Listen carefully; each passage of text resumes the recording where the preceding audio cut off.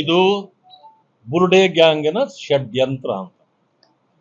ಆ ಷಡ್ಯಂತ್ರನ ಇಟ್ಕೊಂಡು ಅದನ್ನು ಇನ್ವೆಸ್ಟಿಗೇಷನ್ ಅವಶ್ಯಕತೆ ಇರಲಿಲ್ಲ.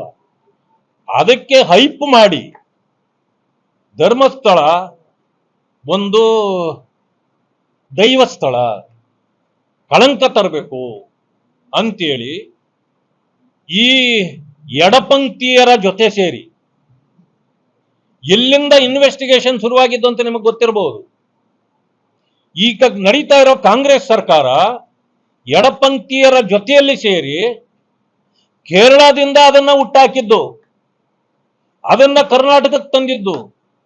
ಮುಖ್ಯಮಂತ್ರಿಗಳಾಗಿದ್ದ ಸಿದ್ದರಾಮಯ್ಯನವರು ಆವತ್ತು ಇಂದಿನ ದಿನ ಕೇಳಿದ್ರೆ ಹೇಳ್ತಾರೆ, ಯಾರೋ ಹೇಳಿದ್ರು ಅಂತೇಳಿ ಇನ್ವೆಸ್ಟಿಗೇಷನ್ ಮಾಡ್ಸಕ್ಕಾಗುತ್ತಾ, SIT ಕೊಡಕ್ಕಾಗುತ್ತಾ ಅಂದ್ರು. ರಾತ್ರಿ ಕೊಟ್ಬಿಟ್ರು. ಯಾಕೆ? ಇವತ್ತಿಗೂ ಹೇಳ್ತೇನೆ, ಅದು ಬುರುಡೆ ಗ್ಯಾಂಗ್ನ ಕೆಲಸ ಇತ್ತು. ಅದಕ್ಕೆ ಸಪೋರ್ಟ್ ಈ ಬುರುಡೆ ಸರ್ಕಾರದ ಸಪೋರ್ಟ್ ಇತ್ತು. ಅದು ಬುರುಡೆ ಗ್ಯಾಂಗ್, ಇವತ್ತಿರೋದು ಬುರುಡೆ ಸರ್ಕಾರ. ಈ ಬುರುಡೆ ಸರ್ಕಾರ ಇದಕ್ಕೆ ಒತ್ತು ಕೊಡಬಾರ್ದಾಗಿತ್ತು. ಆದ್ರೆ ಕಳಂಕ ತರಬೇಕು ಅನ್ನೋ ಕಾರಣಕ್ಕೆ ಕೊಟ್ಟಿದ್ರು. ಇವತ್ತು ಸರ್ಕಾರವೂ ಕೂಡ ಎಕ್ಸ್ಪೋಸ್ ಆಗಿದೆ. ಆಯ್ತು, ಏನು SIT ರಿಪೋರ್ಟ್ ಇದೆ ಹೊರಗಡೆ ಕೊಡಿ, ಈಗ ನೋಡೋಣ. ನೀವು ರಾಜಕೀಯ ಬೇಳೆ ಇಂಥದ್ರಲ್ಲಿ ಬೇಯಿಸಬೇಡಿ. ಜನರ ಕೆಲಸ ಮಾಡಿ, ವಿಶ್ವಾಸಕ್ಕೆ ತೊಳೆ, ಜನರ ಮುಂದೆ ಹೋಗಿ ನೀವು ಅವರ ಆಶೀರ್ವಾದ ಪಡೆದು ಬನ್ನಿ. ಈ ರೀತಿ ಕಳಂಕ ಹಚ್ಚಿ ಹಿಂದೂಗಳಿಗೆ, ಹಿಂದುತ್ವಕ್ಕೆ, ದೇವರುಗಳಿಗೆ ಕಳಂಕ ಹಚ್ಚಿದ್ರೆ ಕಾಂಗ್ರೆಸ್ ಸರ್ವನಾಶ ಆಗೋಗ್ತದೆ.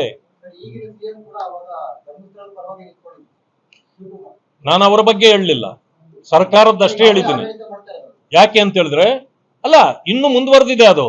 ಆದ್ರಿಂದ ನಾನು ಮಾನ್ಯ ಮುಖ್ಯಮಂತ್ರಿಗಳಾಗಿರ್ತಕ್ಕಂಥ DK ಶಿವಕುಮಾರ್ ರಲ್ಲಿ ಆಗ್ರಹ ಮಾಡ್ತೇನೆ. ಇದು ಪಿತೂರಿ ಅಂತಕ್ಕಂಥದ್ದು ನಿಮಗೂ ಗೊತ್ತಿತ್ತು. SIT ಮಾಡಿದ್ದೇ ತಪ್ಪು ಅನ್ನೋದನ್ನು ನಿಮಗೂ ಅರಿವಾಗಿತ್ತು. ನೀವು ಕೂಡ ದೈವ ಭಕ್ತರಿದ್ದೀರಿ. ಆವತ್ತು ಏನಾಗಿತ್ತು ಅಂತ ನಿಮಗೂ ಚೆನ್ನಾಗೇ ಗೊತ್ತಿತ್ತು.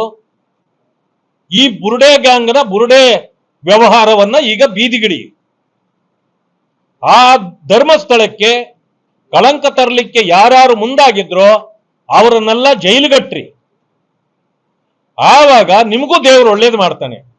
ಇಲ್ಲಾಂದ್ರೆ ಅದೇ ದಾರಿ ನೀವು ಹಿಡಿದ್ರೆ ಅವರು ಅನುಭವಿಸುವ ಎಲ್ಲಾ ತೊಂದರೆಗಳನ್ನು ನಿಮಗೂ ಆಗತ್ತೆ.